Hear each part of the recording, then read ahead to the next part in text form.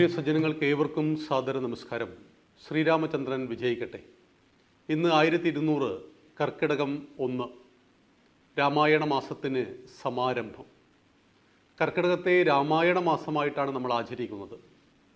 കർക്കിടകത്തെ മുമ്പ് നമ്മുടെ നാട്ടിൽ പറഞ്ഞിരുന്നു കള്ളക്കർക്കിടകം, പഞ്ഞക്കർക്കിടകം എന്നൊക്കെ. രാമായണ മാസം, രാമൻ്റെ അയനം, രാമായണം. രാമൻ രമിപ്പിക്കുന്നവൻ, സന്തോഷിപ്പിക്കുന്നവൻ. ആ രാമൻ്റെ ജീവിതത്തിലൂടെയുള്ള യാത്രയാണ് രാമായണം. 7 കാണ്ഡങ്ങളിൽ 24,000 ശ്ലോകങ്ങളിൽ ആദികവി വാൽമീകി മഹർഷി രചിച്ച രാമായണത്തെ അധികരിച്ച് ലോകത്തിൽ 100 കണക്കിന് രാമായണ വ്യാഖ്യാനങ്ങൾ ഉണ്ടായിട്ടുണ്ട്. ആനന്ദരാമായണം, അത്ഭുത രാമായണം, തമിഴ്നാട്ടുകാർക്ക് കമ്പരാമായണം, ഞങ്ങൾ മലബാറുകാർക്കൊരു രാമായണമുണ്ട്, മാപ്പിള രാമായണം. എന്നാൽ മലയാളികളായ നമുക്ക് ആധ്യാത്മികതയുടെ, ദൈവികതയുടെ നിറകുടമായിട്ട് ഭാഷാപിതാവ് തുഞ്ചത്ത് രാമാനുജൻ എഴുത്തച്ഛനാൽ വിരചിതമായ അധ്യാത്മരാമായണം കിളിപ്പാട്ട്, ഈ മഹത്തായ രാമായണമാണ് കർക്കിടക മാസത്തിൽ നാം പാരായണത്തിനായിട്ട് ഉപയോഗിക്കുന്നത്. രാമൻ്റെ ജീവിതത്തിലൂടെ കർക്കിടക മാസത്തിൽ യാത്ര ചെയ്യുക. അപ്പോൾ സാധാരണ ചോദിക്കും, ചിങ്ങത്തിലും കന്നിയിലൊന്നും ഇത് വായിക്കാൻ പാടില്ലേ എന്ന്. 365 ദിവസവും രാമായണം വായിക്കണം. എന്നാൽ ഹിന്ദുക്കൾ, നമ്മൾ വിശ്വാസികൾ രാമായണത്തിൽ നിന്നും പിറകിലേക്ക് പോയി. രാമായണം വായിക്കുന്നത്, പഠിക്കുന്നത്, ഭഗവത്ഗീത പഠിക്കുന്നതെല്ലാം അന്ധവിശ്വാസമാണ്. രാമനും കൃഷ്ണനും ജീവിച്ചിരുന്നില്ല, രാമായണം കെട്ടുകഥയാണ്, മഹാഭാരതം കെട്ടുകഥയാണ് എന്ന് പലരും നമ്മെ പഠിപ്പിച്ചു. എന്നാൽ രാമൻ്റെ അയനത്തിലൂടെ, ജീവിതത്തിലൂടെ യാത്ര ചെയ്യണമെന്ന് നമ്മുടെ ഋഷിവര്യന്മാർ, പി പരമേശ്വർജിയെ പോലെയുള്ള മുതിർന്ന സംഘകാര്യകർത്താക്കൾ എല്ലാം തീരുമാനിച്ചു. അങ്ങനെ 1982 എറണാകുളത്ത് വിശാല ഹിന്ദു സമ്മേളനം നടത്തി.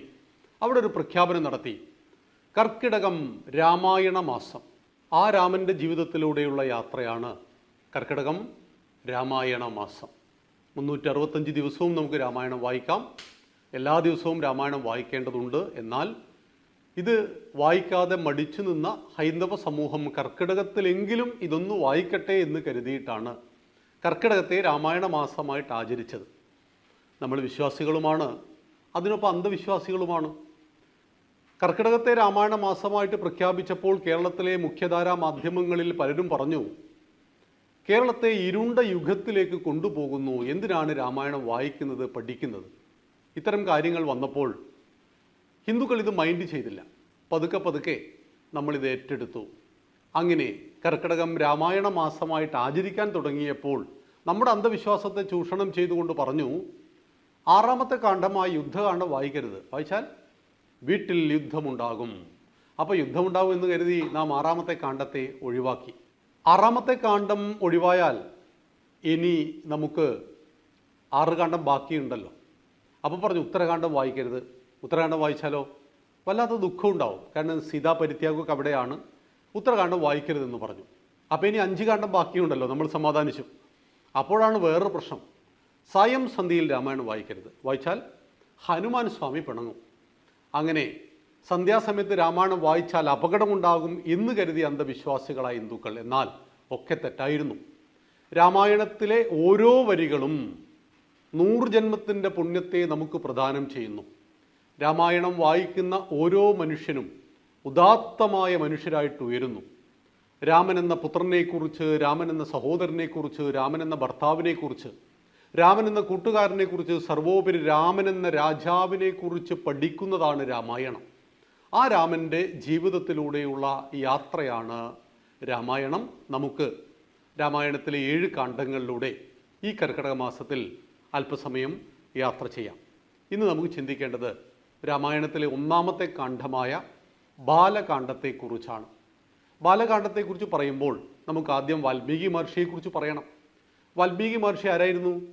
രത്നാകരൻ എന്ന കാട്ടാളനായിരുന്നു. വഴി നടന്നു പോകുന്നവരെ തടുത്തു നിർത്തി കൊള്ളയടിച്ച് തൻ്റെ കുടുംബത്തെ പോറ്റിയിരുന്ന രത്നാകരൻ്റെ മുന്നിലാണ് ഒരിക്കൽ സപ്തർഷികൾ പെട്ടുപോകുന്നത്. സപ്തർഷികളെ കൊള്ളയടിക്കാൻ നോക്കി, അവരുടെ കയ്യിലൊന്നും ഉണ്ടായിരുന്നില്ല. അവർ സർവസംഘ പരിത്യാഗികളായിരുന്നു. നമ്മുടെ നാട്ടിൽ സന്യാസിമാരുണ്ട്, ഋഷിമാരുമുണ്ട്. ഋഷിമാർ മന്ത്രനിഷ്ഠാക്കളാണ്, കുടുംബസമേതമൊക്കെ ജീവിക്കുന്നവരാണ്. സന്യാസം, സർവസംഘ പരിത്യാഗം, എല്ലാ ആഗ്രഹങ്ങളെയും ത്യജിച്ച ആ സന്യാസിമാരെയാണ് ഭാരതം എന്നും പാദപൂജ ചെയ്യുന്നത്. പക്ഷേ രത്നാകരൻ ഇത് അറിയില്ലായിരുന്നു. ഞാൻ ഇവരെ ആദരിക്കണം, ഇവരുടെ പാദങ്ങളിൽ പൂജിക്കേണ്ടവനാണ് ഞാനെന്ന തിരിച്ചറിവ് രത്നാകരൻ എന്ന കാട്ടാളനുണ്ടായിരുന്നില്ല. രത്നാകരൻ അവരുമായിട്ട് തർക്കത്തിലേർപ്പെട്ടു. അപ്പോൾ സപ്തർഷികൾ ചോദിച്ചു, നീ ആർക്ക് വേണ്ടിയിട്ടാണ് ഈ കൊള്ളയെല്ലാം നടത്തുന്നത്? അത് എനിക്കും എൻ്റെ കുടുംബത്തിനും വേണ്ടിയിട്ടാണ്. അങ്ങനെയെങ്കിൽ നിന്റെ കുടുംബത്തിൻ്റെ ശ്രേയസ്സിനു വേണ്ടി നീ പിടിച്ചു പറിക്കാരനാകുന്നുവെങ്കിൽ നീ ചെയ്യുന്ന ഈ പാപത്തിൻ്റെ ഫലം അവർ കൂടി അനുഭവിക്കുമോ? രത്നാകരനോട് ആദ്യമായിട്ടായിരുന്നു ആ ചോദ്യം. അരോഗ ദൃഢഗാത്രനായ രത്നാകരൻ, ആയുധധാരിയായ രത്നാകരനെ കാണുമ്പോൾ പേടിച്ചു പറച്ച് സർവ്വതും കൊടുത്ത് ഓടിയൊളിക്കുന്നവരായിരുന്നു ആ വഴി സഞ്ചരിച്ചത്. എന്നാൽ സപ്തർഷികൾ നിർഭയരായിരുന്നു. അവർ ആത്മാവിനെ തിരിച്ചറിഞ്ഞവരും ദേഹത്തിൻ്റെ നശ്വരത മനസ്സിലാക്കിയവരുമായിരുന്നു. അതുകൊണ്ട് തന്നെ അവരുടെ ചോദ്യം രത്നാകരന് പുതിയൊരു അനുഭവമായി. രത്നാകര, നീ ചെയ്യുന്ന കർമ്മത്തിൻ്റെ പാപത്തിൻ്റെ ഫലം നിൻ്റെ ഭാര്യയും മക്കളും കൂടി അനുഭവിക്കുമോ എന്ന ചോദ്യത്തിൻ്റെ ഉത്തരം തേടിയിട്ട് രത്നാകരൻ തന്നെ വീട്ടിലേക്ക് കൂടി ഭാര്യയോട് ചോദിച്ചു, നിനക്കും നമ്മുടെ മക്കൾക്കും വേണ്ടിയാണ് ഞാൻ ഈ ദുഷ്കർമ്മങ്ങൾ മുഴുവൻ ചെയ്യുന്നത്. ഈ കർമ്മങ്ങൾക്ക് എനിക്ക് ഗുരുതരമായിട്ടുള്ള പാപവും ഞാൻ അനുഭവിക്കേണ്ടി വരും. ഇത് നിങ്ങൾ കൂടി ഷെയർ ചെയ്യുമോ? നിങ്ങൾ കൂടി അനുഭവിക്കാനുണ്ടാകുമോ? അപ്പോഴാണ് രത്നാകരൻ്റെ ഭാര്യ പറഞ്ഞത്, താൻ നിരന്തരം ചെയ്യുന്ന കർമ്മങ്ങൾ താൻ അനുഭവിച്ചിടുകന്നേ വരൂ. ഇത് രത്നാകരൻ്റെ ഭാര്യ പറഞ്ഞതല്ല, ഗുരുദേവൻ പറഞ്ഞതാണ്. പക്ഷേ ഈ ആശയം, നിങ്ങൾ ചെയ്യുന്ന കർമ്മത്തിൻ്റെ ഫലം നിങ്ങളെ തേടി വരും എന്ന് പറയുന്ന ആ ആശയമാണ് രത്നാകരനെ മാറ്റി ചിന്തിപ്പിച്ചത്. അങ്ങനെ രത്നാകരൻ തിരിച്ചോടുകയാണ്. തിരിച്ചോടി അവിടെ എത്തിയപ്പോൾ സപ്തർഷികൾ കാത്തിരിക്കുന്നു. രത്നാകരൻ സപ്തർഷികളുടെ കാൽപാദങ്ങളിൽ വീണ് മാപ്പപേക്ഷിക്കുകയും സപ്തർഷികൾ രാമമന്ത്രം ഉപദേശിക്കുകയും ചെയ്തു. രാമ രാമ രാമ രാമ ജപിച്ചുകൊണ്ട് ആ രത്നാകരനെ മൺപുറ്റ് മൂടിപ്പോയി. അങ്ങനെ മൺപുറ്റിൻ്റെ ഉള്ളിൽ നിന്ന് രത്നാകരൻ പുറത്തു വന്നു. വാൽമീകത്തിൽ നിന്നും പുറത്തു വന്നവൻ വാൽമീകി മഹർഷിയായി തീർന്നു. അദ്ദേഹമാണ് ശ്രീരാമചന്ദ്ര മഹാദേവൻ്റെ ജീവിതത്തിലൂടെയുള്ള യാത്ര 24,000 ശ്ലോകങ്ങളിൽ രാമായണം വിരചിതമാക്കിയത്. ആ രാമായണത്തെ അധികരിച്ച് ഒരുപാട് രാമായണങ്ങൾ ഈ ലോകത്ത്, ഭൂമിയിൽ, കേരളത്തിൽ, ഭാരതത്തിന് പുറത്ത് ഒക്കെ ഉണ്ടായി. ആ രാമായണത്തിൽ ഈ കർക്കിടകത്തെ രാമായണ മാസമായിട്ട് ആചരിക്കുമ്പോൾ അധ്യാത്മരാമായണ കിളിപ്പാട്ട് നാം പാരായണം ചെയ്യുകയാണ് ചെയ്യുന്നത്. നമുക്ക് രാമൻ്റെ ഏറ്റവും പ്രശസ്തമായിട്ടുള്ള ഒരു വാക്കാണ് ജനനി ജന്മഭൂമി സ്വർഗാദപി ഗിരീയസി. ജനിച്ച നാടും പെറ്റമ്മയും സ്വർഗത്തേക്കാൾ മഹത്തരം എന്ന് പറഞ്ഞ ആ രാമൻ്റെ വാക്കുകളെ അന്വർത്ഥമാക്കുന്ന 4 വരികൾ നമുക്ക് ഒന്നാലപിക്കാം. ശതശതവന്ദനം ഋഷിനാടേ സുഖദേ ശുഭദേ ജയദേ ജനമനഹിത ശുഭവരദേ ശതശതവന്ദനം ഋഷിനാടേ. രാമൻ പറയുകയാണ്, മമ ജന്മാന്തര സുകൃതത്താൽ